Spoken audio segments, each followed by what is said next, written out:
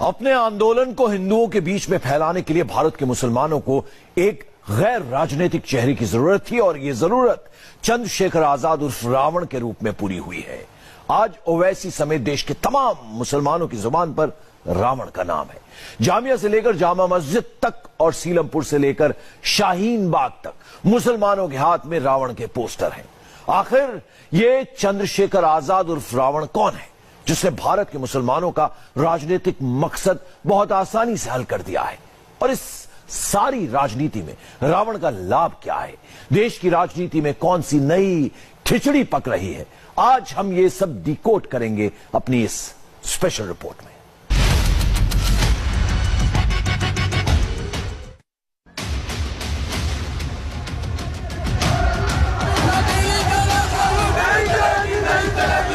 चंद्रशेखर आजाद उर्फ रावण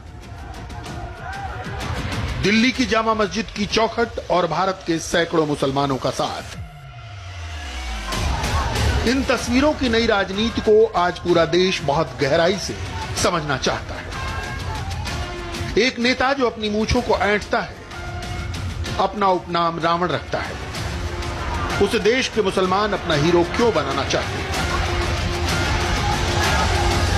चंद्रशेखर आजाद रावण की तस्वीरें प्रदर्शनकारियों के हाथों में हैं और कहीं कहीं ये तस्वीरें डॉक्टर अंबेडकर जैसे बड़े नेता की तस्वीरों के साथ नजर आ जाती हैं।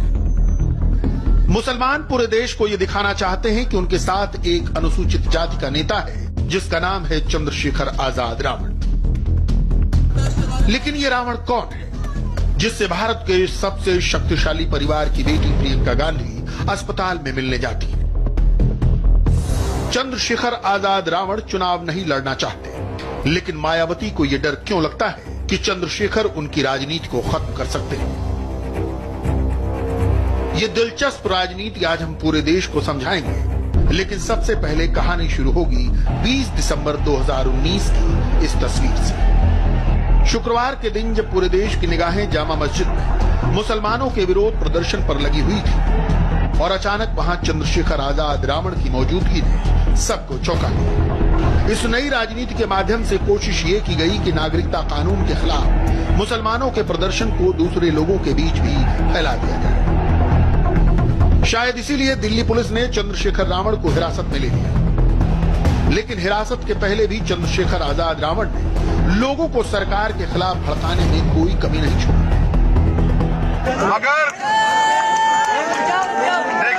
मगर याद रखिए, आप हमारे जाने के बाद इस आंदोलन को पीसफुली चलाते रहें और पूरे मुल्क के लोगों से ये मैं कहना चाहता हूँ, मुझे उल्टा लटकाओगे। मैं तो अपनी कौम के लिए जो यहाँ खड़ी है ना, मैं तो जान देने को तैयार हूँ, लेकिन इन्हें मरने नहीं दूंगा। शांति बनाए रखे। हम भी आपके साथ हैं।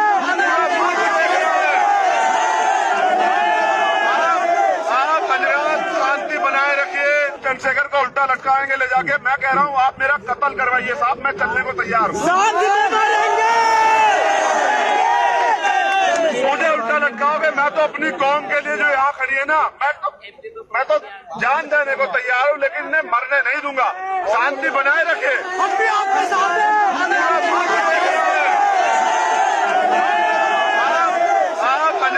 शांति बनाए रखिए। अब आप ये स्टेटमेंट दे दीजिए, आप इसे कह दीजिए कि हम कानून बना रहे हैं, कोई मुसलमान के कागज नहीं चेक होंगे, दलित के होंगे, हम इस पर स्वीकार करके हम प्रोटेस्ट खत्म कर देते हैं। मैं कह रहा हूँ हम भी हंसते हंसते फांसी का फंदा कबूल कर लेंगे। क्या बुराई है? शहीद होंगे हमारे लोग, हमें याद रखेंगे। उस दिन जामा मस्जिद के प्रदर्शन में पुलिस ने कोई हिंसक कार्रवाई नहीं की, लेकिन चंद्रशेखर रावण ने क्या कहा सुन।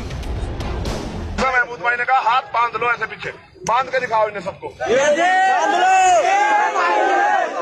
हाथ बांध लो। कोई पुलिस की लाठी का जवाब नहीं देगा, पुलिस की गोली का जवाब नहीं देगा, क्योंकि मैं चाहता हूं जब आप पे कत्ल हो पूरा मुल्क, पूरी दुनिया देखे कि गोली छाती में लगी हुई है साहब, भागा नहीं मेरा। दिल्ली में हुए इस तरह के उग्र भाषणों के 2 दिन बाद प्रधानमंत्री नरेंद्र मोदी ने कहा कि नागरिकता संशोधन कानून से सबसे ज्यादा लाभ अनुसूचित जाति के लोगों को होगा, लेकिन अनुसूचित जाति के नेता ही इसका विरोध कर रहे हैं। प्रधानमंत्री ने नाम नहीं लिया, लेकिन उनका इशारा चंद्रशेखर आजाद रावण की ओर था। मैं हैरान हूं, कुछ दलित नेता भी बिना समझे इसमें घुस गए हैं। जब मेरी बात सुनेंगे तो समझेंगे। उनको मालूम होना चाहिए कि पाकिस्तान से जो अधिकतर जो हमारे शरणार्थी आए हैं वो मेरे दलित भाई बहन हैं, दलित परिवार के हैं। भाइयों बहनों, ये वो दलित परिवार है जिनको पाकिस्तान में बंधुआ मजदूर बनाकर रखा गया था। आज भी पाकिस्तान में उनके साथ स्थिति ये है कि अगर दलित परिवार का कोई व्यक्ति चाय पीता है तो उसको चाय के साथ साथ उस चाय के बर्तन का पैसा भी देना पड़ता है और बर्तन साथ ले जाना होता है।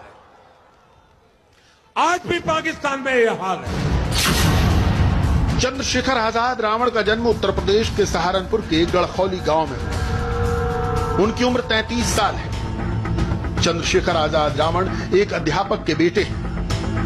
उन्होंने अपनी राजनीति उत्तर प्रदेश के सहारनपुर से शुरू की। उन्होंने कानून की पढ़ाई की है।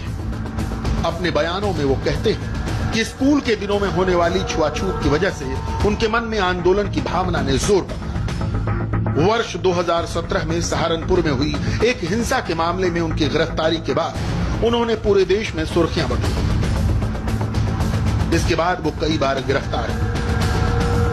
उन्होंने भीम आर्मी की स्थापना की है और उनके समर्थक कई महत्वपूर्ण शहरों में। गिरफ्तारी पर कई बार उनके समर्थकों ने देश के अलग अलग हिस्सों में विरोध प्रदर्शन भी किए।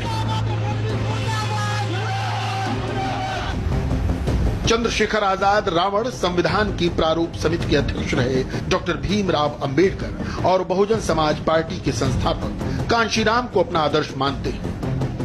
चंद्रशेखर रावण अपने भाषणों में डॉक्टर भीमराव अंबेडकर और कांशीराम के बहुजन समाज की बात बार बार करते हैं। चंद्रशेखर रावण कांशीराम की बहुजन वाली पॉलिसी को फॉलो करना चाहते हैं। साहब कांशीराम ने कहा कि सुप्रीम कोर्ट से भी बड़ी एक अदालत है। कौन सी? जनता की अदालत। जनता ने अगर एक बार तय कर दिया तो सुप्रीम कोर्ट भी नहीं खेल पाएगी। याद रखना इस बात को। ये देश बाबा साहब की कलम से। बाबा साहब का नारा था 1000 तलवार और 1 कलम। आज भी एक कलम बहुत ताकत रखती है, बहुत ताकतवर है। एक बार जो लिखा जाता है वो कटता नहीं है। साहब एक नारा दिया करते थे, वो नारा था कि 85% और ये 15% राज कर रहा है। अभी कुछ पीड़ा हुई है। साहब से माफी चाहते हो, मैं इस नारे को बदल नहीं रहा हूँ, थोड़ा चेंज कर रहा हूँ। अब मैं इस नारे को बदल रहा हूँ।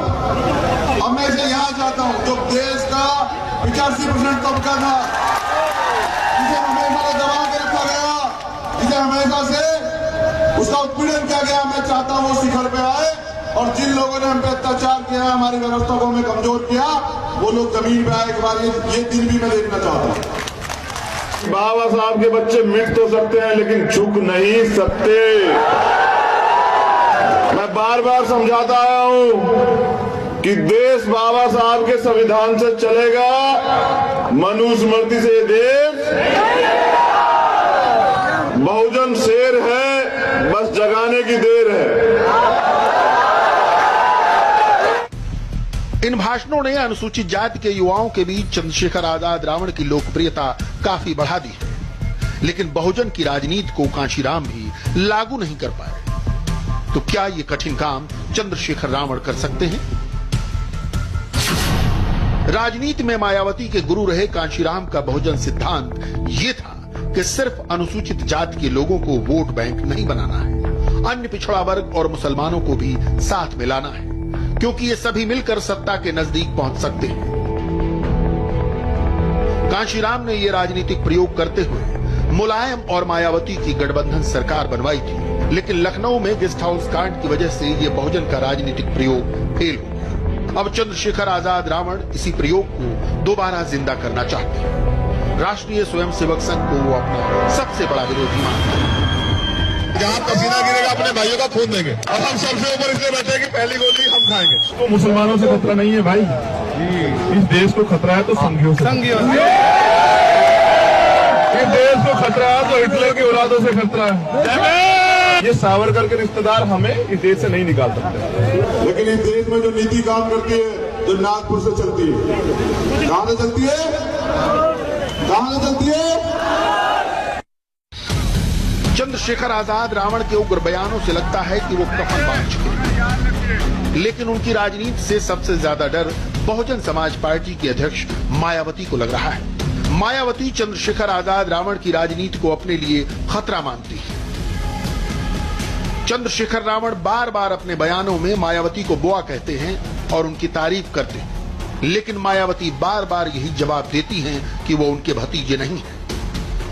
तब बुआ जी ने बहुत काम किया है, बहुत संघर्ष किया है, मैं उनको सलाम करता हूं। और किसी पार्टी से मेरा कोई लगाव नहीं है। भीम आर्मी का राजनीतिक संगठन है। बस हमारा प्रयास है कि जागरूक वोटर हैं, हम प्रयास करेंगे उस व्यक्ति को वोट दें, उस पार्टी को वोट दें, उस संगठन को वोट दें जो भाजपा को हरा रहा। दरअसल कहा यह जाता है कि मायावती के राजनीतिक वारिस अब आकाश आनंद होंगे, जो मायावती की रैलियों में मंच पर कई बार देखे गए। बीएसपी इस पर कुछ साफ नहीं बोलती, लेकिन शायद वो अपने युवा वारिस की राजनीति के लिए चंद्रशेखर आजाद रावण जैसे नेताओं को खतरा मानती है। चंद्रशेखर आजाद रावण के बारे में कहा जाता है कि उन्होंने अपने नाम से रावण उपनाम हटा दिया है, लेकिन अब वो पूरे देश में रावण के नाम से ही लोकप्रिय हो चुके हैं। बड़ा सवाल यह है कि क्या चंद्रशेखर आजाद रावण मुसलमानों को साथ लेकर अनुसूचित जाति के अलावा दूसरे हिंदुओं का भरोसा जीत पाएंगे? ये कह पाना आज बहुत मुश्किल है।